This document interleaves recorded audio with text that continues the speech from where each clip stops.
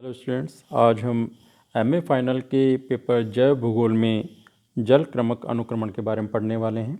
इससे पूर्व के वीडियो में हमने जो अनुक्रमण के प्रतिरूप हैं अलग अलग उनके बारे में जाना और साथ ही मरुक्रमक अथवा शुष्कतारंभी अनुक्रमण के बारे में भी विस्तार से पढ़ा।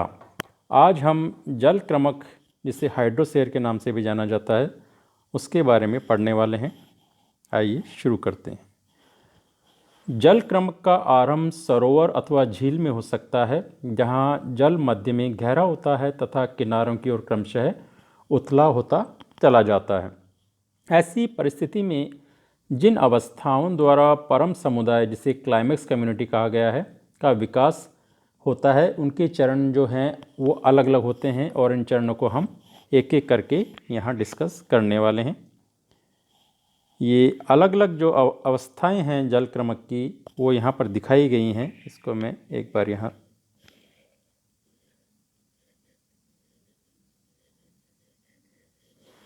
यहाँ हम देख सकते हैं। ये पहली अवस्था जो जलीय अवस्था है, एक सरोवर या तालाब, इसमें किसी भी प्रकार की वनस्पति का बिल्कुल न के बराबर यहाँ पर विकास देखा गया। फिर इसके बाद कैसे वनस्पति का विकास यहाँ होता है दूसरी अवस्था में। तीसरी में यहाँ पर कैसे अंदर से जो वनस्पति के प्रकार यहाँ पर बदले हैं और किस प्रकार से चौथी अवस्था में यहाँ पर ये इसके दोनों किनारों पर यहाँ पर वनस्पति का विकास होता है। अंतिम अवस्था में जो बड़े वृक्ष हैं यहाँ पर उनका विकास हो जाता है और पूरा ये जो सरोवर या तालाब था वो धीरे धीरे इनसे कणों से, अवसादों से भर जाता है। तो यहाँ पर भी देख सकते हैं अवसाद सबसे कम यहाँ पर, उससे ज़्यादा यहाँ, उससे ज़्यादा यहाँ और सबसे ज़्यादा ये अंतिम अवस्था में यहाँ पर। तो इस प्रकार से अलग अलग ये अवस्थाएं हैं। दूसरे चित्र में इसी चीज़ को दिखाया गया है। पहले जो अवस्था है वनस्पति की, इसमें पानी के भीतर ये रहते हैं और उसके बाद इसकी सतह तक ये इनका विकास हो जाता है और उसके बाद ये पानी इसके अंदर कम होने लगता है, पानी का जो स्तर है वो कम होने लगता है और ये ऊपर की ओर अधिक बढ़ने लगते हैं और धीरे धीरे इसमें अवसादों के जमाव के कारण यहाँ पर ये जो जलीय क्षेत्र है वो कम गहराई का हो जाता है, जल की मात्रा इसमें काफ़ी कम हो जाती है और ऐसी स्थिति में यहाँ बड़े वृक्ष और उसके बाद सबसे आखिर में यहाँ और बड़े वृक्ष हो जाते हैं। तो इस प्रकार से ये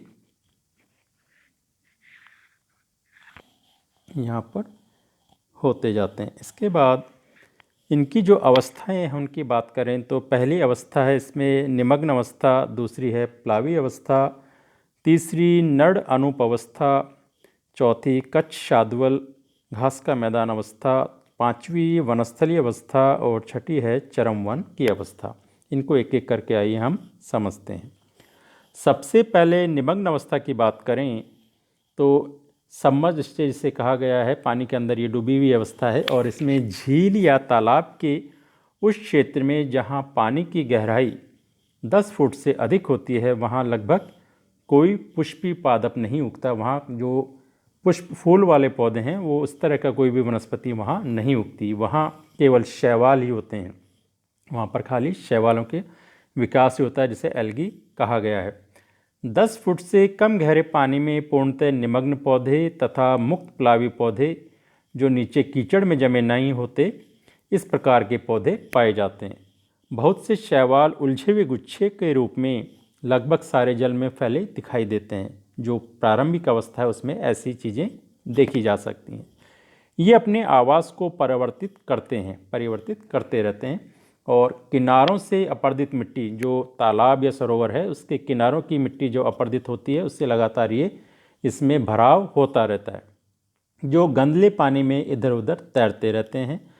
पौध द्वारा रोक लिए जाते हैं, जो पौधे हैं यहाँ पर उसके द्वारा ये रोक लिए जाते हैं और झील के तल पर पौधों के इर्द गिर्द जमा हो जाते हैं। जो झील के तल हैं उसमें जो पौधे हैं उसके इर्द गिर्द ये जमा हो जाते हैं। कुछ पौधे मरकर ह्यूमस के रूप में परिवर्तित होकर तल पर बैठ जाते हैं और नर्म कीचड़ भरी मिट्टी को बंद कर लेते हैं। झील के तल के निर्माण कार्य के साथ साथ जल कम गहरा होता चला जाता है।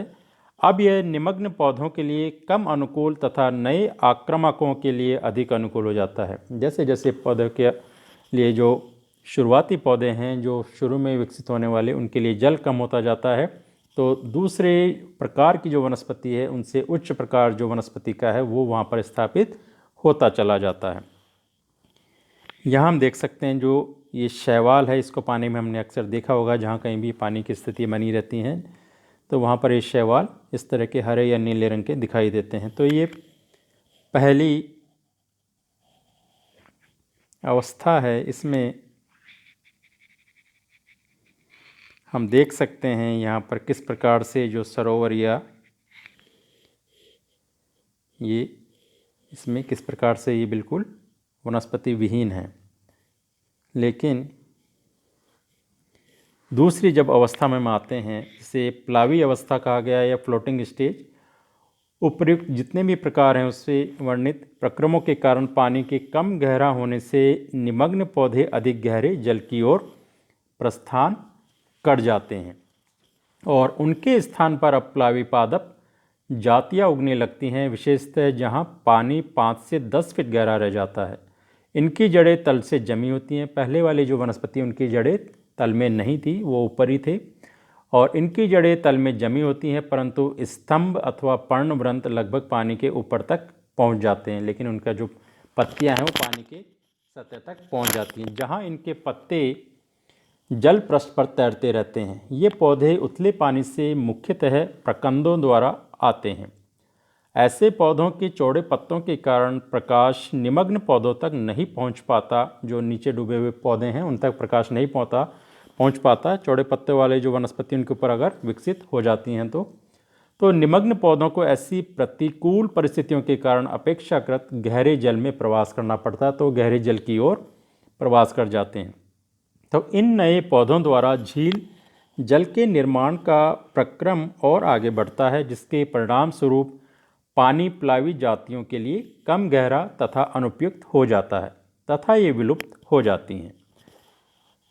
यहाँ हम देख सकते हैं जो तल से जुड़े हुए जो पौधे हैं जिनके जड़ें हैं और ये पानी के अंदर तैरते रहते हैं। प्लावी अवस्था है, फ्लोटिंग स्टेज, तो इसमें यहाँ पर दिखाया गया है।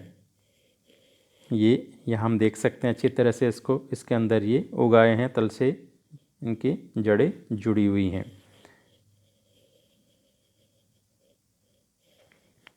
इसके बाद तीसरी अवस्था है नड अनुपवस्था या रीड स्वैम्प स्टेज, इसे कहा गया है। अब पानी की गहराई इस अवस्था में केवल 2 से 3 फीट तक रह जाती है तथा अधिकांश क्षेत्र में तो 1 फीट से भी कम रह जाती है। ऐसी परिस्थितियों में कच्छ पादपों के आगमन के लिए दशाएं अनुकूल हो जाती हैं और अब ये पौधे तल में जड़ों द्वारा अच्छी तरह से जमे होते हैं। इनके कुछ भाग पानी में डूबे होते हैं, परंतु कुछ भाग पानी के ऊपर उठे होते हैं।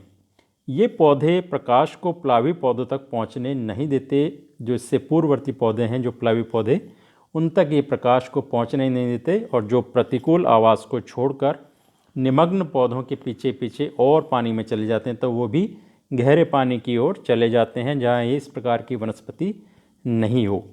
इन नए पौधों के कारण अवसादी पदार्थ तथा पादप ह्यूमस नीचे तल पर बैठ जाते हैं, जिससे पानी और उथला हो जाता है और परिणाम स्वरूप यह आवास नड़ अनुपव्यवस्था के पौधों के लिए भी उपयुक्त नहीं रहता और दलदल घास स्थल व्यवस्था के लिए उपयुक्त बन जाता है। तो ये नड़ अवस्था जो रीड स्वैम्प स्टेज है, इसको हम देख सकते हैं। जो कमल और इस तरह के जो पौधे हैं जो पानी की सतह से ऊपर होते हैं लेकिन उनकी जड़ें नीचे तल से जुड़ी होती हैं, तो उसे बड़े चौड़े पत्तों के कारण नीचे वाली जो पूर्ववर्ती वनस्पति है उनको ये ढक लेते हैं। वहाँ प्रकाश नहीं पहुँच पाता और इसलिए वो या तो ख़त्म हो जाते हैं या अन्यत्र स्थान पर उनका विकास शुरू हो जाता है, वहाँ से वो चले जाते हैं। और इसके बाद चौथी जो अवस्था है वो है कच्छ शाद्वल या घास के मैदान जिसे कहा गया है। और इस अवस्था तक अधिस्तर कच्छ भूमि में परिवर्तित हो चुका होता है तथा भूमि जल संस्तर ठीक भूपृष्ठ पर ही होता है। अतः भूमि के ऊपर कुछ इंच पानी ही अब रह जाता है। ऐसा आवास पूर्ववर्ती समुदाय के लिए अधिक शुष्क होता है तथा जो पूर्ववर्ती जो वनस्पति है उसके लिए अब ये स्थितियाँ कैसी हो गई, शुष्क हो गई, क्योंकि जो पानी की मात्रा प्रारंभ में थी वो लगातार कम होती जा रही है, तो उसके लिए ये शुष्क हो गई है। तथा इस पर पोदीना कुल के जो जिस प्रकार के जो पोदीना होता है, पोदीना जो हमने देखा होगा, तो उस तरह की वनस्पति का विकास यहाँ शुरू हो जाता है। तो पुदीना कुल के कुछ पौधे तथा ऊंची घास की जातियाँ यहाँ आक्रमण करती हैं, जिससे क्षेत्र शाद्वल अर्थात घास मैदान बन जाता है। ये सब पौधे आवास को कई प्रकार से प्रभावित करते हैं। पहले, ये भूमि जल का अत्यधिक मात्रा में अवशोषण कर उसे वाष्पोत्सर्जन द्वारा उड़ा देते हैं तथा उनके मृत अवशेषों के संचयन से और जलवाहित तथा वातोड़ मिट्टी को रोककर भूमि का निर्माण करते हैं। वातोड़ मिट्टी को भी ये रोक लेते हैं, वायु द्वारा लाई गई मिट्टी को भी, और जल का संचयन, जो मृत अवशेष हैं उनका भी संचयन से ये जलवाहित मिट्टी और वातोड़ मिट्टी को रोकने में सफल हो जाते हैं, जिससे नई भूमि का निर्माण ये कर जाते हैं। तो ऐसी भूमि जलीय पौधों के पनपने के लिए अनुकूल नहीं होती। जो जलीय पौधे हैं ऐसी भूमि पर वो विकसित नहीं रह पाते ज़्यादा समय तक।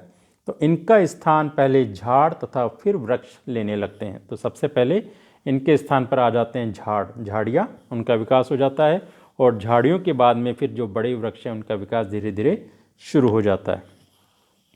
यहाँ हम देख सकते हैं, यहाँ ये किस तरह से जो तालाब पहले इतना बड़ा था, इसको हम दोबारा देखते हैं।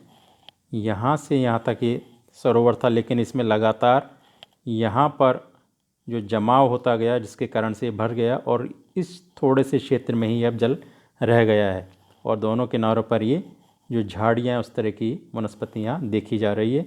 और पार्श्व पर ये देखिए, ये कच्छ शाद्वल जो अवस्था में होने वाले झाड़ियाँ हैं, जो इनका विकास यहाँ हो जाता है। इसके बाद पांचवी अवस्था आती है वनस्थलीय अवस्था या वुडलैंड स्टेज। आर्द्र जलवायु में इस अनुक्रमण का अगला चरण झाड़ों तथा वृक्षों की वनस्थली का होता है। इस अवस्था में ऐसे पौधे पुरोगामी होते हैं जो अपनी जड़ों के इर्द गिर्द आंशिक जलाकांत परिस्थितियों को सहन कर सकते हैं। जो शुरुआत में जो इस अवस्था के जो पौधे हैं ऐसे होते हैं जो थोड़ा वो जल उनके आसपास होता है उसके अनुसार अपने आप को ढालने में सक्षम हो, वही पौधे इस समय विकसित हो पाते हैं। ये काष्ठिल पौधे आवास को अपने पूर्ववर्ती पौधों के समान ही छाया डालकर तथा तीव्र वाष्पोत्सर्जन द्वारा प्रभावित करते हैं और वातोड़ मिट्टी को रोककर तथा पादप अवशेषों के संचयन द्वारा भूमि को शुष्क बनाते हैं। पिछले पौधे इस समय तक विलुप्त हो जाते हैं तथा उनका स्थान छाया सहज शाख ले लेते हैं, जो वृक्षों व झाड़ियों के बीच में उग सकते हैं या उगाते हैं।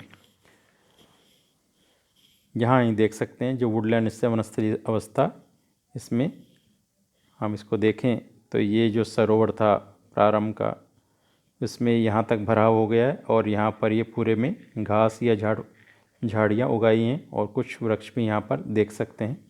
तो इस प्रकार से लगातार वनस्पति का ये रूप यहाँ पर बदलता जा रहा है। आखिरी अवस्था में जिसे चरम वन या क्लाइमेक्स फॉरेस्ट कहा गया है, इसमें जैसे जैसे ह्यूमस का संचयन होता है, क्योंकि वनस्पति की मात्रा यहाँ पे बढ़ गई है, उसकी सघनता बढ़ जाती है, तो जो वनस्पति पूर्ववर्ती है उनके सड़ने गलने से और नई के भी सड़ने गलने से जो लगातार वहाँ पर गिरती रहती हैं, उनके कारण वहाँ पर ह्यूमस का संचयन होता है और उसके कारण जीवाणुओं का जो क्रम है वो शुरू हो जाता है। जीवाणु की संख्या भी वहाँ बढ़ जाती है। तो जीवाणु तथा अन्य सूक्ष्म जीव भूमि में बढ़ने लगते हैं और इसे अधिक उर्वर बनाते जाते हैं।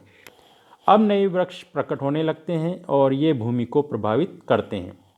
वृक्ष वितान, जिसे ट्री कैनोपी कहा जाता है, जो पेड़ों का जो फैलाव है उसे हम ट्री कैनोपी से समझ सकते हैं।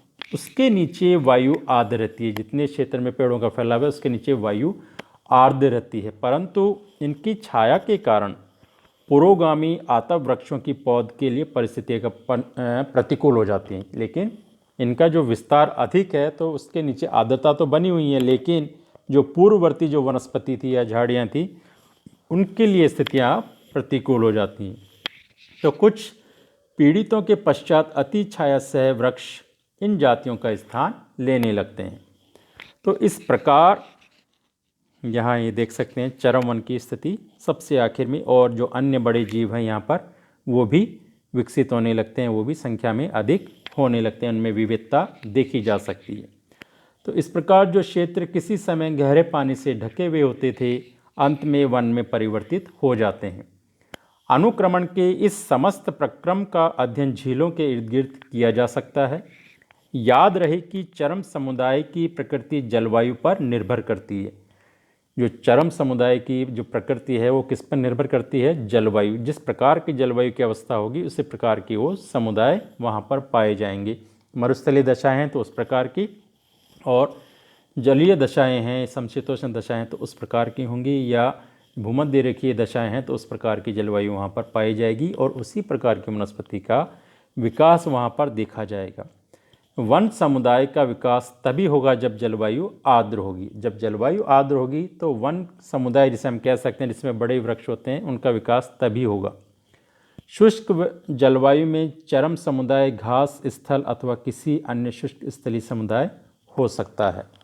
तो इस प्रकार से एक क्षेत्र में वनस्पति का लगातार धीरे धीरे उसके प्रकार में बदलाव होता है और प्रकार उसके साथ साथ उसकी जो सघनता है उसमें बदलाव देखा जाता है। लेकिन इन सब के पीछे इस क्रम के अलावा जो सबसे महत्वपूर्ण है वो है जलवायु। तो आज की वीडियो में हमने समझा कि जल क्रमक जो अनुक्रमण है वनस्पति का वो किस प्रकार का होता है, या जो पारिस्थितिकी है उसका जो अनुक्रमण है वो किस प्रकार से चलता है, जिसमें वनस्पति और जो अन्य जीव है उनकी संख्या किस प्रकार से बदलती है या उनका प्रकार किस प्रकार से लगातार अवस्था दर अवस्था बदलता जाता है, उसे आज हमने यहाँ समझा। आज की वीडियो में इतना ही। Thank you.